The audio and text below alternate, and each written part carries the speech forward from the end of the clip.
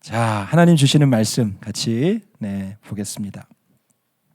오늘 주시는 말씀은요, 사도행전 23장 12절에서 24절까지 말씀입니다. 사도행전 23장 12절에서 24절까지 우리 한 절씩 교독해서 읽도록 하겠습니다. 제가 먼저 읽을게요. 날이 샘에 유대인들이 당을 지어 맹세하되 바울을 죽이기 전에는 먹지도 아니하고 마시지도 아니하겠다 하고 40여 명이더라. 대제사장들과 장로들에게 가서 말하되 우리가 바울을 죽이기 전에는 아무것도 먹지 않기로 굳게 맹세하였으니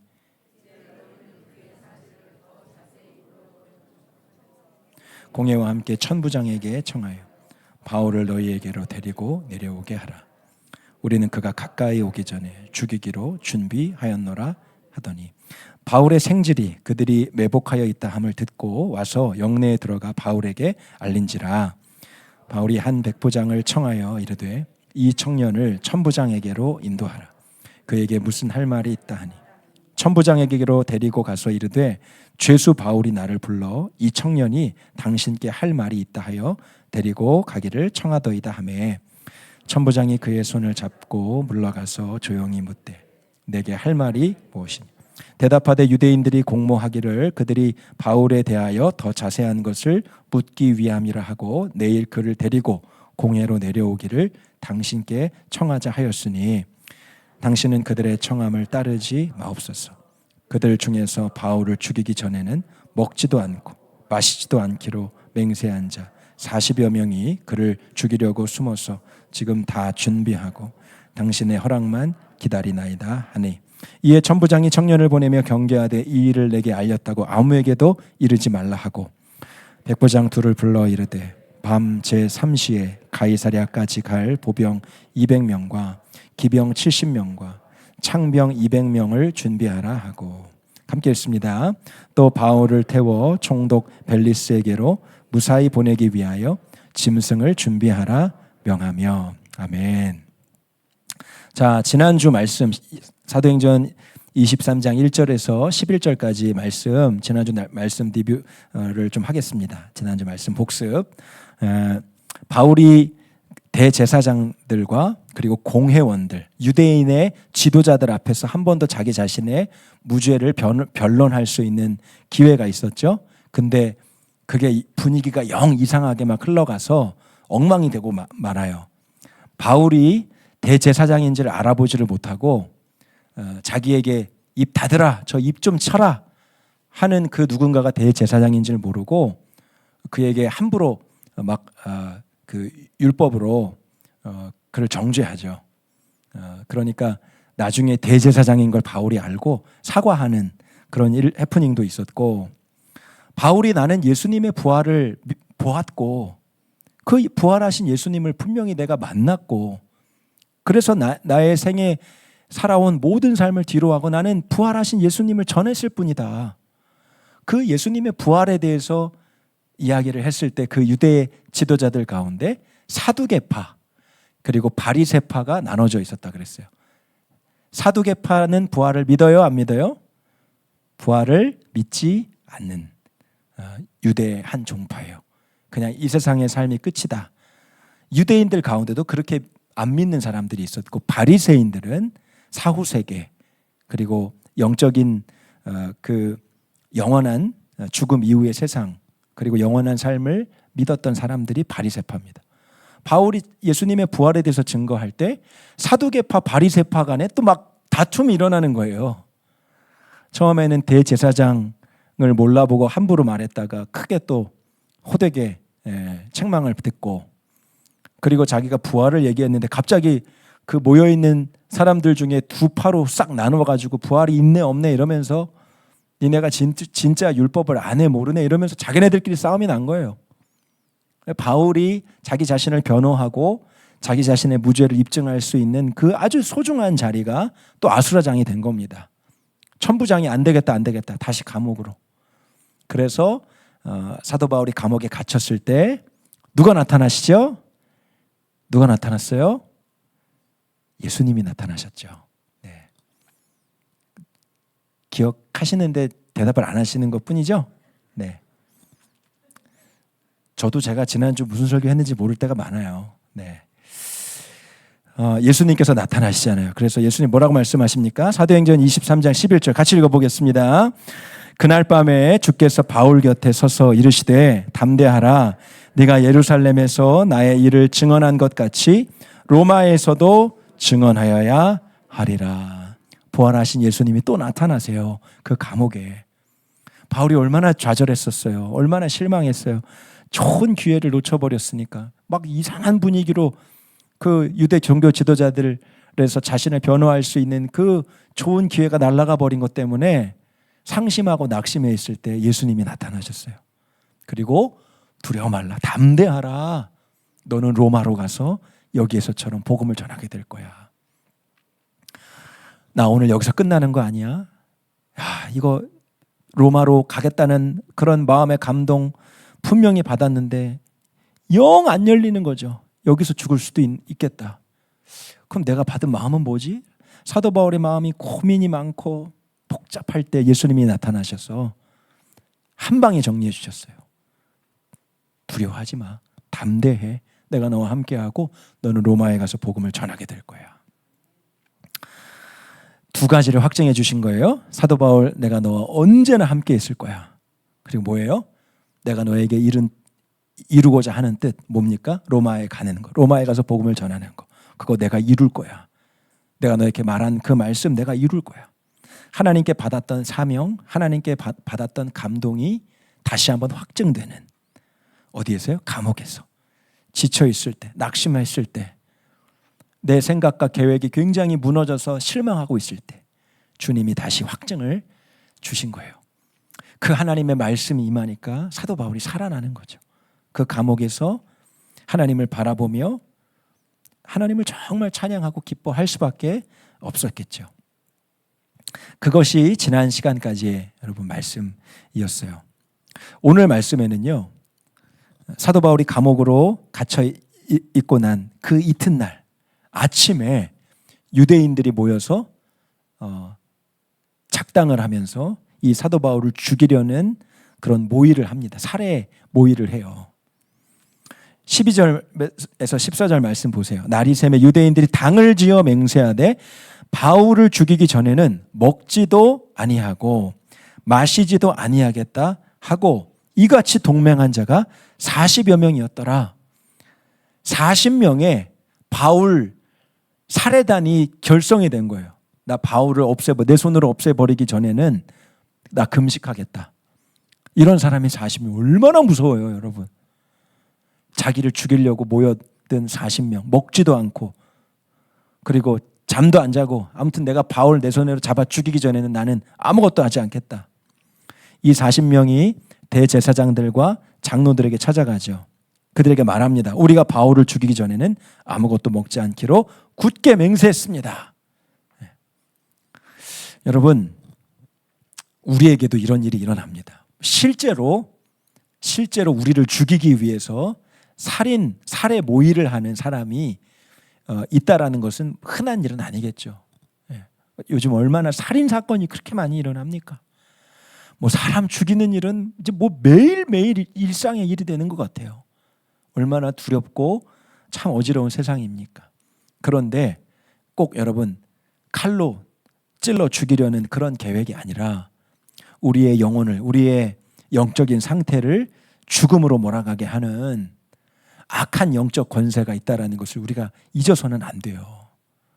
여러분, 평안하다라는 것은요, 아무도 건드는 사람도 없고 그리고 마귀가 아무런 어려움도 없고 시험도 없는 것이 평안한 것이 절대로 아닙니다.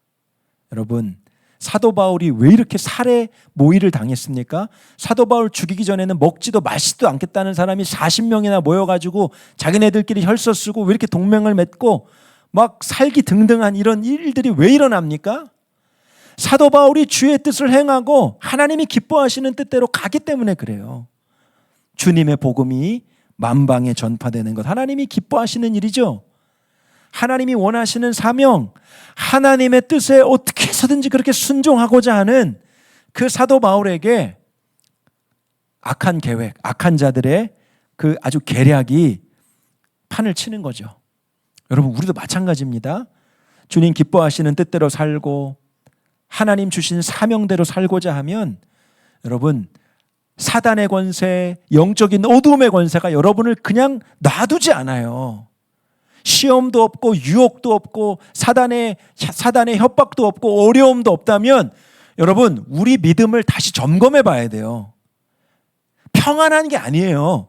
형통한 게 아니에요. 내가 지금 잘 가고 있다. 여러분, 그거 다시 생각해 봐야 돼요. 사탄의 영적 공격이 아무것도 없다면 여러분, 무슨 의미인지 아세요? 사단이요, 여러분 취급도 안 한다는 거예요. 가만 놔둬도 그냥 알아서 자빠져. 쟤는 교회는 다니는데 세상 사람들이랑 똑같아. 아무 신경 안 써도 돼. 여러분, 사단의 회에도 블랙리스트가 있고 그리고 건드리지 말아야 될 리스트도 있는 거예요. 건드리지 말아야 될 리스트는 뭐예요? 기도 안 하고 말씀 안 보고 하나님 기뻐하시는 뜻에 순종하려는 의지 제로고 세상 사람들이랑 똑같이 살고 세상 쾌락 추구하고 사단이 건드리지 않는 리스트. 왜? 알아서 잘 가고 있으니까. 그러나 어떻게 해서든지 주님 말씀에 순종하고 하나님 기뻐하시는 대로 살고 정직하게 살고 빛 가운데 살고 그리고 하나님 말씀대로 살고 복음 전파하면서 살고 내가 거하는 곳이 하나님 나라가 되기를 위해서 힘쓰고 애쓰는 삶을 살면 여러분, 반드시 사단의 영적인 공격이 있어요. 그러나 여러분, 두려워하지 마십시오. 사단의 영적인 공격이 있다라는 것, 그것은 우리가 주님과 함께 동행하면서 주의 길을 잘 가고 있다라는 뜻이니까 영적 공격이 올 때 이상하게 생각하지 마시고, 왜 하나님 나 안 도와줘? 왜 이런 시험을 왜 하나님 없애주지 않아? 여러분, 주님 뜻대로 살려고 하는 여러분에게 사단이 지금 막 꼬이고 있다라는 거예요. 두려워하지 말고, 그리고 주님의 예수의 이름으로 담대하게 사단의 권세를 선포하고 선언하고 오늘 담대하게 승리를 선포하면 되는 것입니다. 여러분, 부흥의 역사가 있으면요, 사단의 역사는 그와 동일하게 똑같이 일어나요. 부흥의 역사. 부흥도 없고 영적으로 잠들어 있으면요, 사단의 역사도 없어요. 왜? 영적으로 잠들어 있는데 사단이 뭘 역사할 일이 뭐가 있겠어요? 그렇다고 해서 사단의 역사를 갈망하라는 얘기가 아니죠.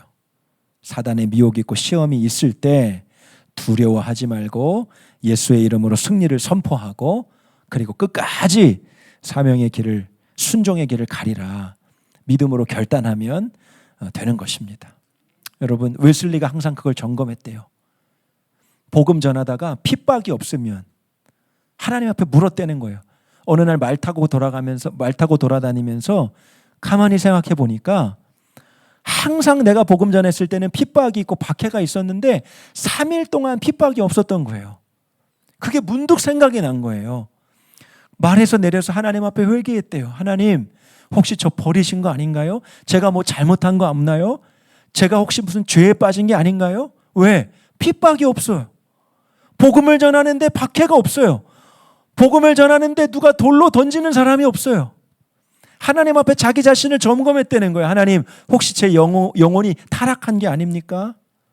그만큼 이 웨슬리가 영적으로 깨어 있었던 그 이유 중에 하나가 사단의 공격, 핍박, 시험이 와도 그것을 아주 당연하게 여기고 기쁘게 여기고 그것이 하나님의 길을 잘 가고 있구나라고 하는 사인으로 여겼다는 거예요. 여러분, 사도 바울이 이런 어려움과 낙심이 있었지만 그는 흔들렸을까요? 흔들리지 않았을까요? 흔들리지 않았어요. 왜 그렇죠? 어젯밤에 예수님께서 나타나셨고 예수님께서 주신 말씀이 있었기 때문에 너는 로마로 가게 될 거야. 그곳에서 여기에서처럼 주의 말씀을 증거하게 될 거야 하신 주님의 말씀을 들었기 때문이에요. 사랑하는 여러분, 오늘 여기 계신 모든 성도님들, 여러 가지 시험과 미혹과 환난과 고난이 크고 작은 문제들이 여러분 가운데 다 있을 거예요. 여러분 예수 이름으로 담대하시기를 축복합니다.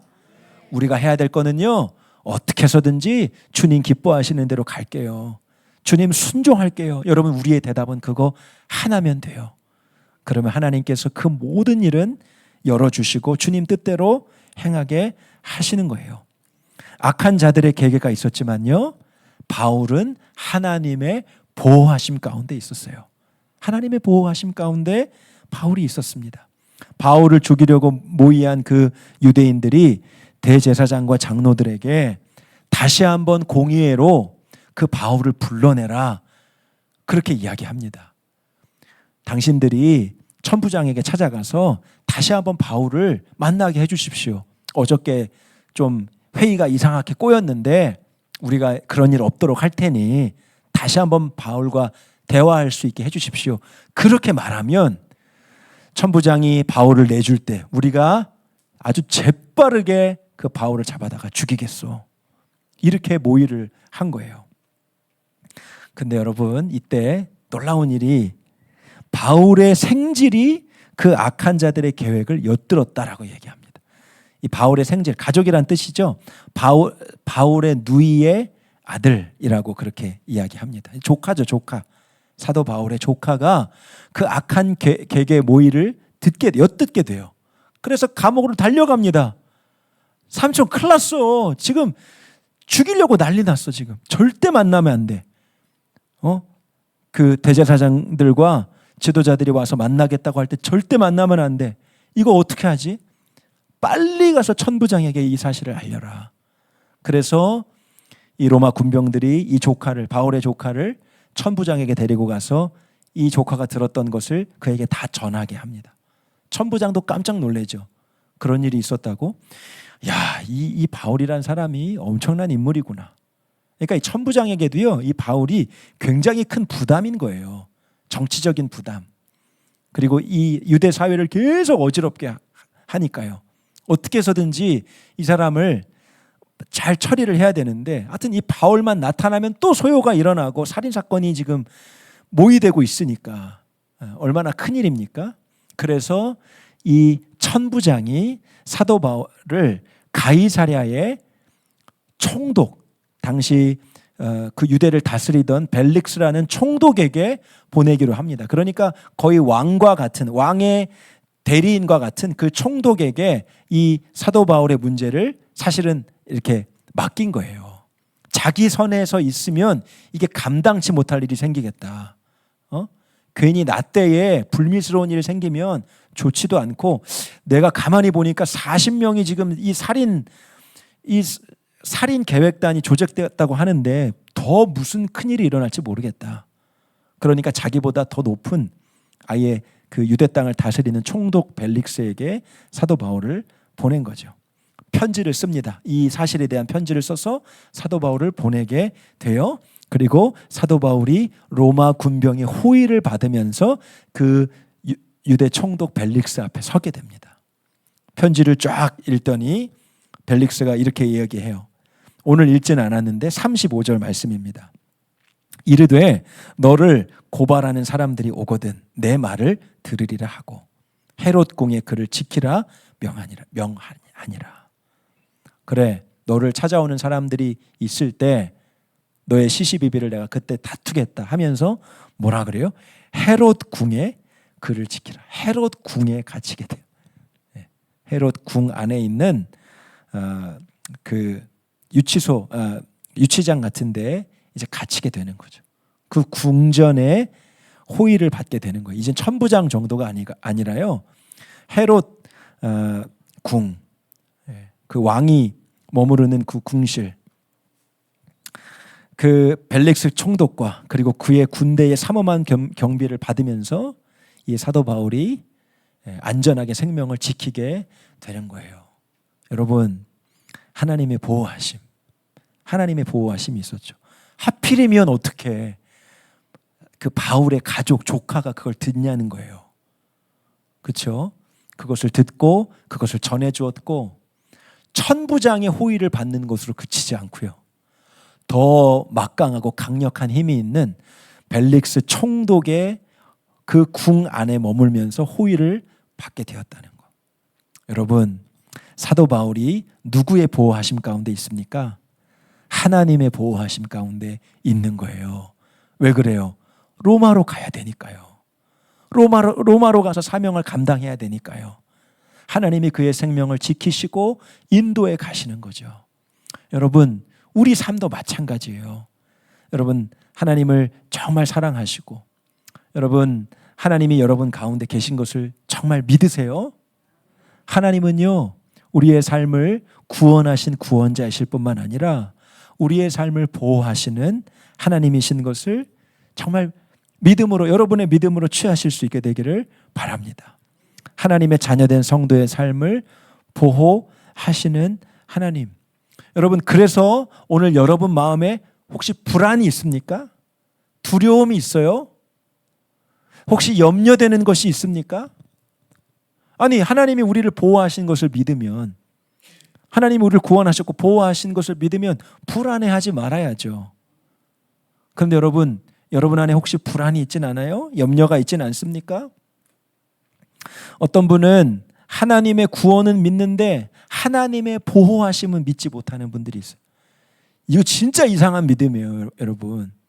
오늘 예수 믿고 천국 갈 수 있는 분들 손 들어보세요. 막 손 듭니다. 구원의 확신이 있어요. 저 죄사함 받았어요. 예수님이 내 구원자세요. 그래서 저는 오늘 죽어도 천국에 갈 수 있는 믿음의 확신이 있습니다. 그 하나님이 오늘 여러분을 지키시고 보호하신다라는 믿음이 있나요? 그러면은 갸우뚱해요. 왜? 여전히 내 마음에, 내 삶에 불안케 하는 요소들이 많거든요. 근데 여러분, 이런 믿음은 없는 거예요. 하나님의 구원하심, 예수 그리스도를 통하여 나를 구원하신 그 은혜는 믿는데 하나님이 내 삶을 보호하시는 것은 믿지 못한다? 여러분, 이런 믿음은 없어요.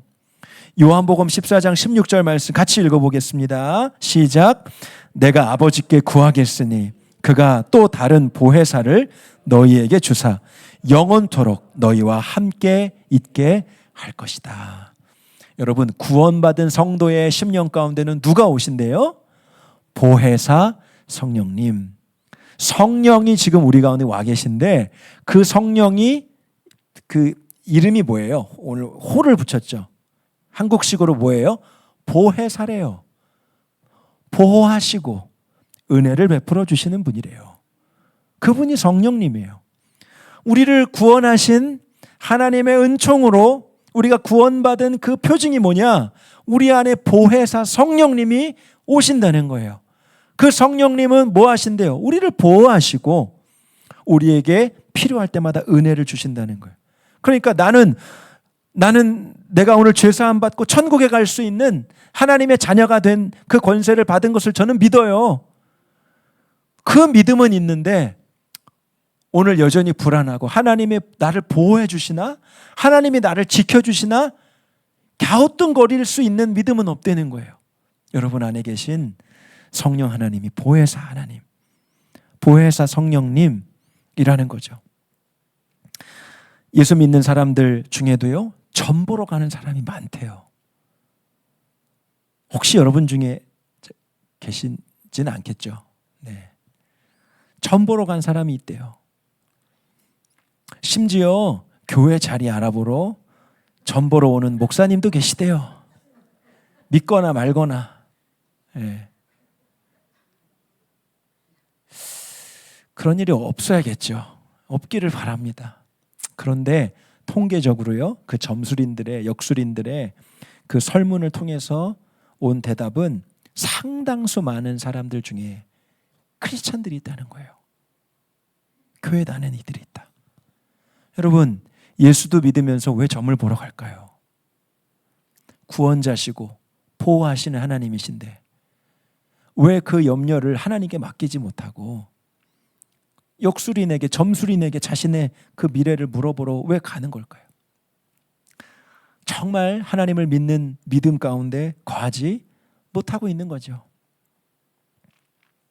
나폴레온 힐이라는 유명한 성공학 강연자가 있는데 현대인들에게 7가지 불안이 있대요. 첫째, 가난에 대한 불안이고요. 둘째, 실패에 대한 불안이고, 셋째, 질병에 대한 불안이고, 넷째, 사랑하는 사람을 잃을 것 같은 불안이 있고, 다섯째, 노후에 대한 불안이 있고, 여섯째, 내가 가지고 있는 자유, 내가 누릴 수 있는 자유가 박탈되고 상실될 수 있겠다라는 불안이 있대요. 내가 어떤 지금의 위치와 지위와 경제적인 이 자유를 잃어버릴 수도 있겠다. 그런 불안. 일곱째, 마지막으로 죽음에 대한 불안. 여러분, 그 불안은요, 예수 안 믿는 사람들이나 예수 믿는 사람들이나 누구에게 다 공통적으로 찾아오게 되는 현실적인 문제죠. 그죠? 예수 믿는 사람들에게도 이런 불안감이 찾아오는 거죠. 그러니까 예수 그리스도를 믿는 믿음 가운데 우리가 온전히 거하지 못하면 세상 사람들과 똑같이 염려하고 근심하고 불안해하며 살 수밖에 없겠죠. 여러분, 우리가 예수 믿고 구원받은 확증이 있다면 그 확증 속에는 하나님이 우리를 모든 불안에서도 염려치 않고 평안하게 하실 수 있는, 우리 인생을 보호하여 주시는 그 은혜를 주시기로 확정하셨다라는 것을 여러분 또한 믿음으로 고백하시기를 축복해요. 예수 믿고 구원받았다는 것, 우리 안에 우리를 보호하시는 성령님이 와 계시다는 겁니다. 허드슨 테일러 선교사님, 중국 역사의, 중국 선교사의 한 획을 그은 선교사님이시잖아요. 중국으로 파송받을 마음의 감동을 받았어요. 그런데 영국 교회에서 아무도 자기를 파송해 주지 않아요. 아무도 자기를 중국 선교사로 파송해 줄 생각도 하지 않고 인정해 주지도 않아요. 그런데 허드슨 테일러가 주의 부름받아 나갑니다. 기도하던 중에 하나님께서 나를 중국 선교사로 부르셨으니 하나님께서 친히 먹이고 입히시고 살게 하실 것이다 라고 하는 믿음이 확 부어집니다. 사람이 나를 파송하냐? 사람이 내 인생을 책임져 주냐? 사람이 내 삶을 보호해 주냐? 내 삶을 이끌어 가시고 나에게 사명을 주셔서 그 부르심의 자리로 이끌어 가시는 분이 주님이시고, 그 부르심의 소망을 이루게 하시는 분이 주님이시고, 모든 환난과 어려움 가운데 나를 지키시는 분이 하나님이시지. 기도하는 가운데 허드슨 테일러 선교사님이 그 놀라운 믿음이 부어지는 거예요. 그래서 주님과 동행하면서 중국 땅으로 가죠. 그래서 중국 내지 선교회라는 엄청난 중국 선교 역사에 정말 위대한 역사를 쓰게 되는 그런 하나님의 사람이 되는 거예요. 여러분, 우리도 마찬가지예요. 하나님이 우리를 구원하셨다면, 하나님의 자녀로 삼아 주셨다면 하나님이 일평생 우리의 삶을 지키시고 보호하시겠다고 약속하신 것이에요. 여러분, 이 은혜를 누리기 위해서 우리의 영의 눈이 열려지도록 우리가 기도해야 됩니다. 아람 왕 군대가 하나님을 위시하여 모든 전쟁에서 승리하는 이스라엘을 두려워하여 그 이스라엘의 선지자 엘리사를 사로잡기 위하여 군대를 동원하여 그 엘리사가 거하는 거처를 진을 칩니다. 엘리사의 사환이 아침 일찍 일어나 가보니까 그 아람 군대가 자기 이 변방을, 이 둘레를 진치고 있는 거예요. 깜짝 놀라죠. 엘리사 선생님을 깨우죠. 큰일 났습니다, 선생님. 아람 군대가 지금 우리를 진치고 있습니다. 그때 사환이 두려워 떨고 엘리사에게 보고할 때 엘리사는 너무나 태연합니다. 열왕기 하 6장 16절 17절 말씀이에요. 엘리사가 말해요. 두려워하지 말아라. 우리와 함께 한 자가 그들과 함께 한 자보다 많으니라. 그렇게 말합니다. 우리와 함께 한 자요? 누구요? 저는 아람 군대밖에 보이지 않는데요.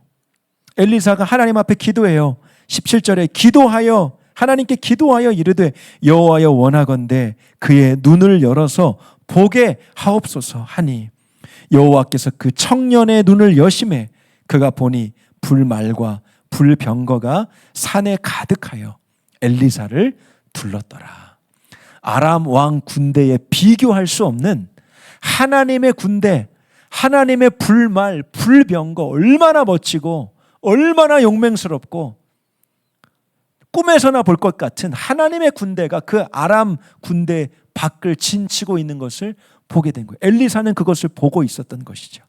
하나님, 저의 영의 눈을 열어서 이걸 보게 해주십시오. 그 사환이 그 눈으로 여호와의 군대를 바라보고 깜짝 놀라게 되죠. 사랑하는 여러분, 주님의 말씀에 순종하고 하나님의 사명의 길로 나가는 것이 때로는 힘들고 어렵고 지치고 외로운 길이라고 여길 때가 있어요. 혼자 신앙생활하는 거, 일터에서 가정에서 믿지 않는 가족들과 살면서 믿음 지키는 것, 또 주님 주신 사명을 순종하며 나아가는 그 길에 어려움이 있고 고난이 있어요. 아무도 나를 누가 이해해 줄 수 있을까? 누가 나를 위로해 줄 수 있을까? 누가 나에게 힘을 줄 수 있을까? 근데 여러분, 우리를 응원하고 바라보고 그리고 중보하는 이들이 있습니다. 믿음의 선진들이에요. 히브리서 12장 1절 말씀 같이 읽어볼까요? 히브리서 12장 1절입니다. 시작. 이러므로 우리에게 구름같이 둘러싼 허다한 증인들이 있으니 모든 무거운 것과 얽매이기 쉬운 죄를 벗어버리고 인내로서 우리 앞에 당한 경주를 하며. 할렐루야. 인내로서 우리가 경주를 하자. 뭐예요? 힘들어도 어려워도 지쳐도 우리가 이 경주를 끝내야 돼. 왜? 하늘의 믿음의 선진들이 우리를 바라보며 응원하고 박수치고 그리고 환호성을 외치고 중보하고 있다는 거예요. 힘내, 힘내. 우리도 그 어려움을 겪었어. 우리도 인내하면서 참았어. 그래서 이 하나님의 나라에 함께 우리가 서 있는 거야. 힘내. 머지않았어. 끝까지 갈 수 있어. 허다한 믿음의 증인들이 우리를 바라보고 있대요. 절대 혼자가 아니라는 거죠. 여러분, 우리의 영의 눈을 열어서 보면 하나님의 엄청난 호의하심과 보호하심과 주님의 응원이 있다는 것을 여러분 알게 되는 거예요. 그 하나님의 보호하심 정말 내가 믿고, 여러분 정말 그 하나님을 믿고 기도해야 하는 거죠. 내 안에 오신 보혜사 성령님이 나를 보호하시고 지키시고 그리고 내 삶을 인도하심을 믿고, 하나님 이것이 정말 내 믿음이 되게 해주십시오라고 기도해야 하는 것이에요. 사랑하는 여러분, 오늘 여러분의 삶에 정말 수많은 영역에 하나님의 보호하심과 하나님의 지키심이 정말 간절히 필요로 하신 분들이 있습니까? 하나님 너무 위태합니다. 하나님 너무 외길인 것 같습니다. 이제 낭떠러질 것 같습니다. 길이 안 보입니다. 하나님, 악한 자들의 손길이 나를 쥐어 흔들어 놓고 내 생명을 취하려고 합니다. 갖가지 모양으로 불안에 떨게 하고 염려하게 하고 근심하게 하는 일들이 있습니까? 우리 안에 계신 우리의 인생을 보호하시고 주님의 손 안에 우리의 삶을 이끌어 가시는 그 주님을 정말 바라보고 그 주님의 보호하심을 정말 믿음으로 누릴 수 있게 하여 주시도록 우리가 기도해야 하는 것이죠. 잘 알려진 노래 찬양이 있는데 요게벳의 노래라는 곡이 있어요. 요게벳의 노래. 모세의 어머니 요게벳이 바로 왕이 갓난 그 영아 남자아이들을 다 죽이잖아요. 히브리인들이 계속해서 증가하니까 산화 억제를 아예 그렇게 시키는 거예요. 태어난 아이들을 다 나일 강가에 던져서 빠뜨려 죽게 합니다. 그때 이 어머니가 이 바로 왕의 그 명을 지키지 않고 이 나일 강가에 모세를 갈대 상자를 만들어서 이 아이를 띄워서 보내죠. 여러분, 그것이 출애굽기에 나오잖아요. 그때 그 모세의 어머니의 심정을 표현한 곡이 요게벳의 노래라는 곡이에요. 가사를 제가 좀 읽어드릴게요.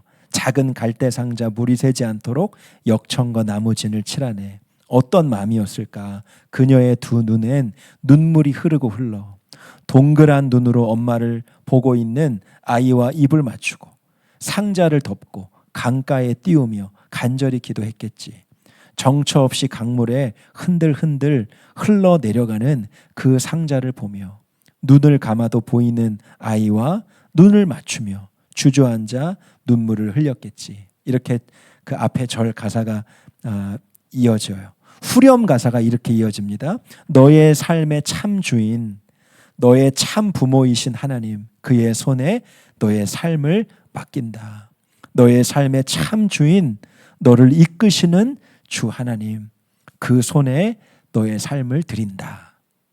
이것이 이 요게벳의 노래라는 찬양의 가사거든요.